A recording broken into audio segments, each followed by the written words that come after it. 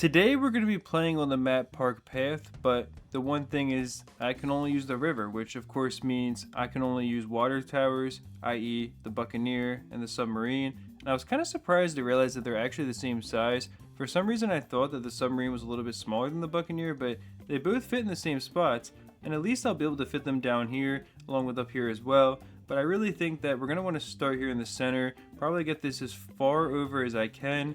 And I'm thinking that the Buccaneer would be a better tower to start with than the Submarine because it's going to have a lot more range, especially once I can get the range upgrade on it. And then what I can start doing is getting submarines with the advanced intel upgrade, and they'll be able to see as far as the Buccaneer can and basically hit everything as it's coming down the track. At least that's what I'm hoping. I probably should have got the grape shot upgrade first in retrospect, but I don't really think we have to worry considering we're on easy mode and it's a really long track. Oh yeah, the grape shot looks way better for sure, and now I'll be able to get the range upgrade as well. It's not quite as far as I hoped. I guess I should have really put it more in the center in retrospect, because yeah, I mean like, the advanced intel is only going to be able to start hitting balloons around this point as opposed to the entire thing. Maybe I'll get one more of the Buccaneers up here or something just so the submarines can all reach that. I think that might be an optimal game plan. Of course I can't farm or anything, so I just have to kind of wait. I'll probably try to find the spots that I can fit the submarines at though. And then realistically it might make sense to use a glitch where you can sink several of the 4-2 submarines and have that around the first strike and then get the ability back way faster than you normally would be able to. Also, can I like, oh there we go. I think I was gonna say, I think I can fit it like up here. That's probably the max though on that, it looks like. And this should last for a while once I get airburst darts on this. I mean, because it's up here already, so it's doing a decent bit of damage.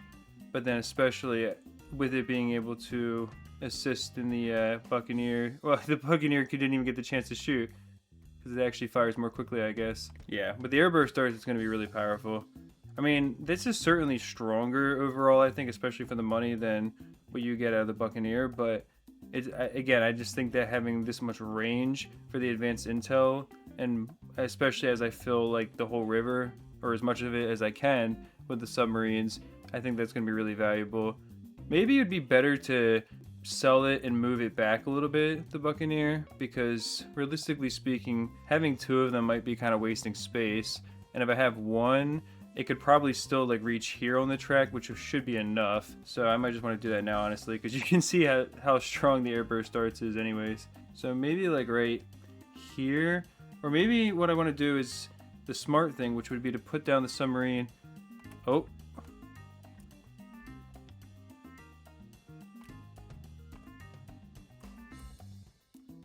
So I don't want to lose even 3 lives unnecessarily. I don't know if that was optimal though. But with the 99% sell back, I'm not too worried anyways. But I do think this guy's placed pretty much optimally. I don't really know if it's possible to fit like the Buccaneer like in a spot where, well, I guess if I put it up here, the problem is then it's not going to touch the whole track anyway. So, oh, now we got to worry about this too. There we go. I guess I'll just leave the cannon ship for a second. Once I can get the first strike, if I can use that a decent amount, I should be able to get extra money because there's a glitch where explosives that deal several layers of damage to balloons will earn you more money in the late game because they skip past the normal income generation limit, where like as you're going later and later you earn less and less money from the balloons.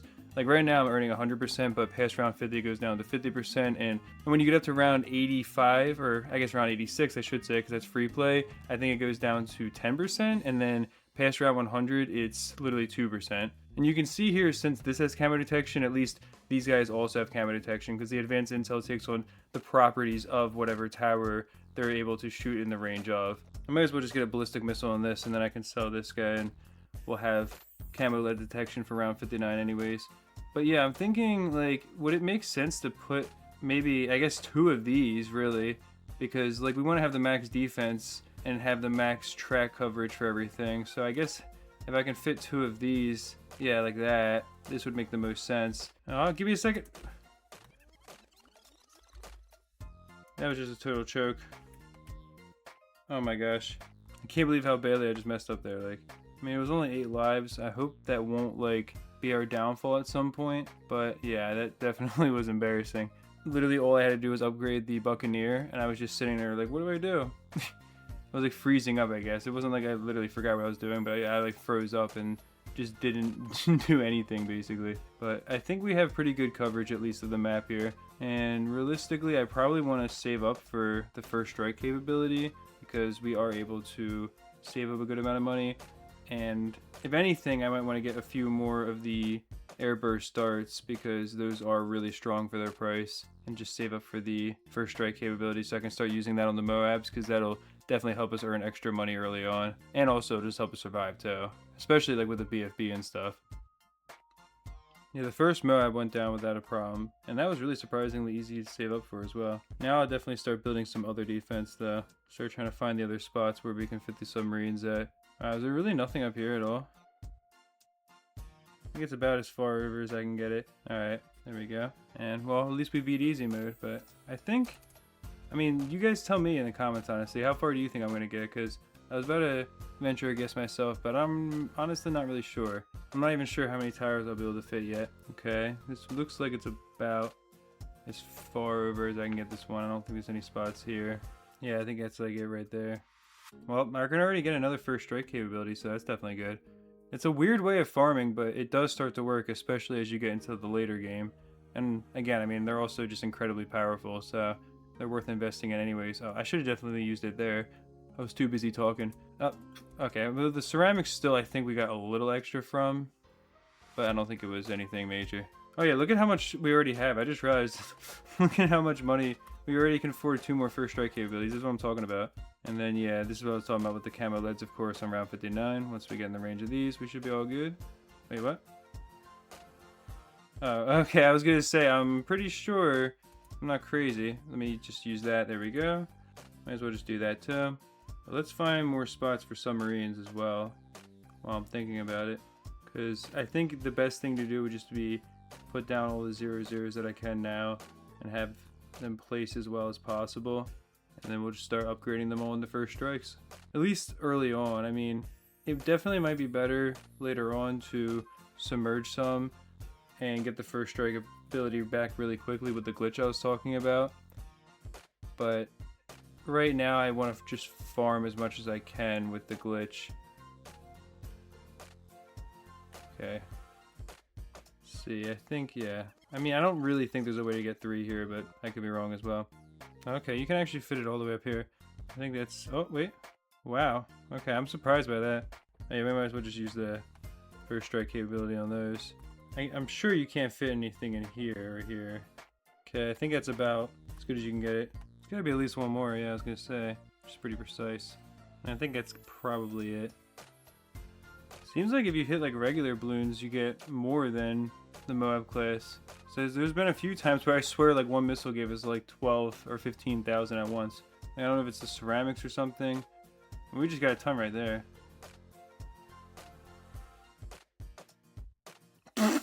Oh my... Whoa. Yeah, the ceramic waves are like absolutely goated for this. I always thought it was the Moab class. Little did I know this whole time. You catch the dense wave of ceramics like that. Whoa, that was insane. That was like 48,000. Yeah, another, like what, 35,000 from that? Oh my gosh, I guess it skips the ceramic layer as well. Like, so you get 10 instead of 1 from it or something? One of you TD5 experts can explain that to me for sure, but wow. Look at this. We have much more money than we have space to use it on, but these guys are like basically farms, except for they're also really powerful, so I guess they're like balloon traps, because you earn a ton of money from them. But again, I do think, as good as it is to have a decent amount of them, I mean, we'll see how far we can get with this defense. I'm thinking that pretty soon I'm probably going to want to go and try to submerge some submarines around them. I don't even know like if the glitch is going to be better, but we'll probably be able to get more missile abilities from having a single first strike with a bunch of submerged subs around it, because realistically the glitch stacks 3 times per sub. So I mean, right here this one could have all 4 of these in the range of it, and it could be activated I think a lot more quickly than just having the amount of first strike abilities that we do. Just that setup right there with 4 of the reactor subs submerged around this one, and then this could still be I guess a first strike, because there'd be no point of, I don't think like it'd be in the range of anything really. And then down here we could set up maybe 2 reactors with 1 submerged sub, and then, I mean, maybe even right here we could have it and have submerged subs all around it. Well, that was pretty easy there to get through the first 85 rounds, but this defense already, I think, will survive for a decent amount of time. Actually, I mean, it might even be better to have another Buccaneer up here as opposed to having it be a first strike ability, because if we have the ability coming back fast enough, at least, then we'd probably getting a lot higher DPS from having another one of the aircraft carriers. Wow, we might just already lose here, honestly. Okay, we barely survived, but yeah, it's actually falling apart earlier than I expected. Kind of makes sense, though. I mean, a defense like this really can't get much into free play.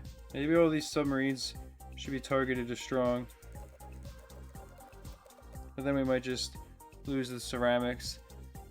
Well, I mean, the explosion radius is pretty large there, and you can see it could still take out several BFBs, so it's got quite a amount of damage behind it. I think it's like 6,000.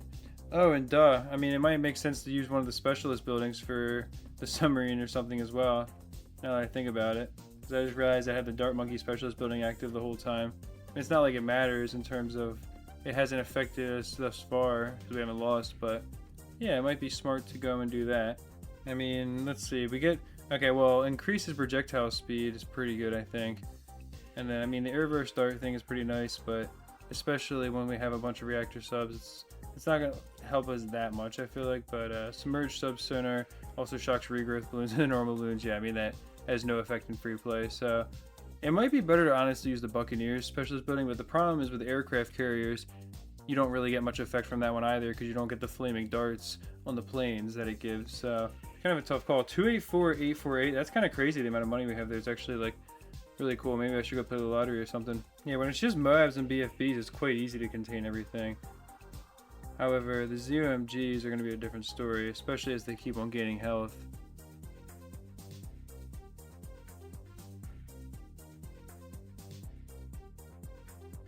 Yeah, again, we would just kind of barely survive there. The balloons got all the way up to like this point of the track, which is what, like 85% of it. Oh, and that's it, yeah. Okay, round 94, not exactly ideal, but let's see what happens when we try out the glitch. I should specify, of course, that I'm talking about the reactor submarine glitch, but I'm thinking now that it would actually make sense to just leave this first strike up here, because if I have this one getting replaced with the reactor anyways, that should be in the range of that. Get out of here, come on now. But yeah, so I guess what I'm gonna do, I don't know exactly how large their range is, but because we're gonna find out here. I think it's definitely a little bit bigger than this, but I could be wrong. It might just be exactly the same. Wait, like, could I have fit 2 of them up here? Because now I'm looking at it, I'm like, it feels like you could just barely maybe get 2 submarines up here. Which is just really not gonna work. I guess if I can't, then I might as well just put it closer then to these ones, so everything can get covered in the center here. It doesn't even reach that one though, so maybe it has to be up there. So it is the exact same range, I think. Yeah, but yeah, I would have to be more strategic then. It's gonna be trickier than I thought, honestly. And this is the glitch, by the way. You have to submerge it first, and then you just upgrade it on the right path, and it triple stacks the effect basically. And it says it doesn't stack right there, but that just isn't true. And each of these towers are also stacking onto this one as well. And then I'm thinking that it would make sense to replace this one as well. And then we basically have, like, hopefully the best of both worlds, having a mix of the two. Because obviously we can't just focus a bunch onto a single first strike or something. But, wow, this was like more precise than I thought. I can't even like refit this one, it seems like. I guess it's like a pixel perfect spot or something. Wow, wait, what in the world? Where did I have this at? Oh, okay, it was like right there, I think. I'm just gonna put 2 submerged subs around it. I think that might be the best. Well, we'll see what happens here. Let's see how fast. I mean, we only have 3 of them. We have 4, 5, right? Yeah, 5, okay. Well, let's see how fast our abilities can come back. Yeah, definitely not as fast as I would like. Oh yeah, this isn't any better at all. We're just gonna lose again. Yeah, okay. Wow. Huh, that's definitely a little bit disappointing, I can't lie to you. I'm not exactly sure. I guess I thought that that would be more powerful than it was. Well, I'm gonna try switching over to the Buccaneer Specialist building and replacing everything with aircraft carriers and seeing what happens, because maybe that might be better. But otherwise, I can't really think of what else to do, honestly. It's so tough to see where it was actually at. Okay, there we go. Alright, well, here goes nothing. I feel like, ooh, I mean, that actually looks kind of promising. Well, not anymore. Now we gotta face the OMGs. But they are getting destroyed somewhat quickly, and then the ceramics get shredded. I feel like this might actually get like a little bit further, like maybe up to like round 100 or something, but let's see.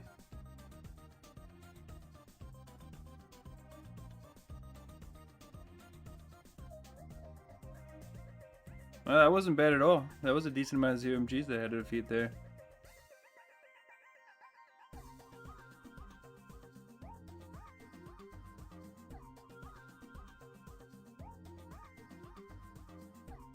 Here we go, they gotta face a decent little wave of ZOMGs. But it looks like that honestly the aircraft carriers have been doing super well so far. I'm really surprised by how efficient they are at shredding the Moab class balloons, but also when you get to the point where the track is getting more filled, I think that their darts have a ton of pierce, so they're able to shred through everything because of course the way that this track is laid out, you have like a piece of path here, here, and then here. So if they're firing across all of that, they're hitting a bunch of stuff at once. And here we are around 100 now. Let's see if they can keep on pushing.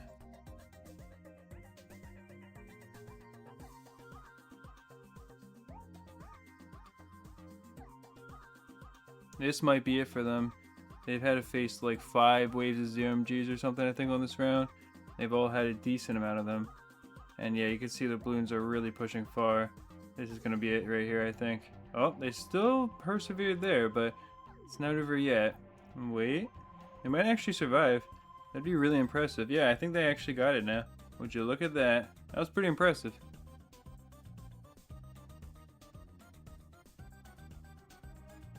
I think they're definitely going to survive here. Yeah, I think they're definitely going to survive. That definitely makes sense. No, but like, I was thinking because I saw a bunch of Moabs mainly, and I'm like, they can shred through those pretty fast, and then the ZOMG shouldn't be any problem for them to target.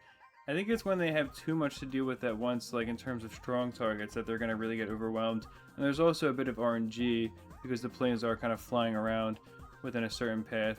I mean, they're supposed to target the first balloons, but like they have to fly back and forth, so it's not always consistent. That's a decent wave of ZOMGs as well. And then you got the Moabs, which are easy, like I said, to shred through, but now they're going to start popping those BFBs and sending out more Moabs, and look at that, another big wave of ZOMGs. This, I actually think, is going to probably be the end, because, yeah, look at, like, how intense that wave of balloons actually is. There's so much for them to deal with. I don't really see any chance to survive here. They definitely do a good job of shredding everything as it comes down the track, though. And that's it. Whoa. Wow, a little clutch up there. Yeah, okay. That's what I was kind of thinking was going to happen.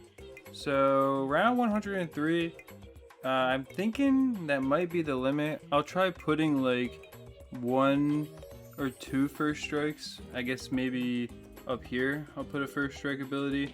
That way it won't be getting blocked by anything else. And maybe that could help us a little bit. Let's see. Yeah, you can see here, instead of fully destroying the BFBs, it now turns them into Moabs, since the Moab class balloons have already gained so much more health. This round's also a lot easier. It has much lower RBE. But yeah, that one first strike ability is probably not going to do very much in the long term. And I think that having the aircraft carriers is definitely our best bet overall in terms of just trying to get as far as possible.